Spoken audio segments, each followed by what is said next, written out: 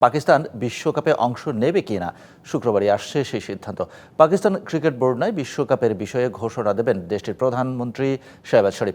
এই গুঞ্জনে সয়লাব দেশটির গণমাধ্যম। গুঞ্জন আছে পিসিবি চেয়ারম্যানের সাথে যোগাযোগ করতে গিয়েও ব্যর্থ হয়েছেন আইসিসির চেয়ারম্যান জয় শাহ। আসছে আইপিএল মাঠে গড়ানোর ৩ মাস আগে ভারতীয় ক্রিকেট বোর্ড জানতে পারল মুস্তাফিজের জন্য ভারত নিরাপদ নয়।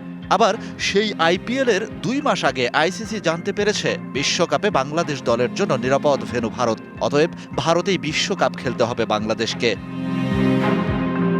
টি-20 বিশ্বকাপে বাংলাদেশের ভেন্যু পরিবর্তনের আবেদন খারিজ করে বৈষম্যমূলক আচরণ করেছে আইসিসি। সেই প্রতিবাদী আওয়াজ উঠেই চলেছে ভারতসহ বিভিন্ন দেশের সাবেক ক্রিকেটার, গণমাধ্যম কর্মী ও ক্রিকেট ভক্তদের কণ্ঠে।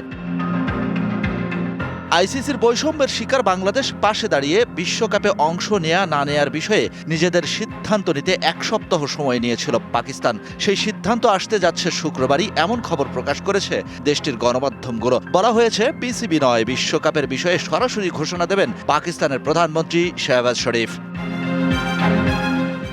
বিদেশ থেকে দেশে রেমিটেন্সের টাকা আসে নিরাপদে। তাই আজই আপনার আপনজনকে বলে রাখুন, রেমিটেন্সের টাকা যেন শুধু নগদেই পাঠায়। মাঠে গড়ানোর আগেই অনিশ্চয়তার কাঁটাতার যেন আষ্টে পিষ্টে জড়িয়ে ধরেছে টি-20 বিশ্বকাপকে। নাটকের পর নাটক সাজিয়ে কি চাইছে জয় শাহ, মিঠুন মানহাসরা যেন নিজেরাই দিশেহারা। আঙুল তুলে যে কেউ চাইলে বলতেই পারে আইসিসি যেন ডার্টি পলিটিক্সের ডাস্টবিন। ভারতীয় ক্রীড়া সাংবাদিক শারদা উগ্রা তো বলেই দিয়েছেন, আইসিসি পরিণত হয়েছে ভারতীয় ক্রিকেট বোর্ডের দুবাই শাখায়।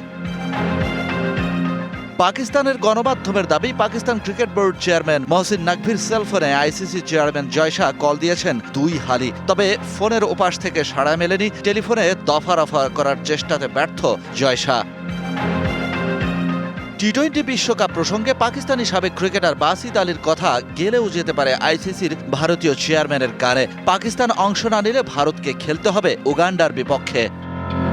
Shahan Papon, DBC news desk.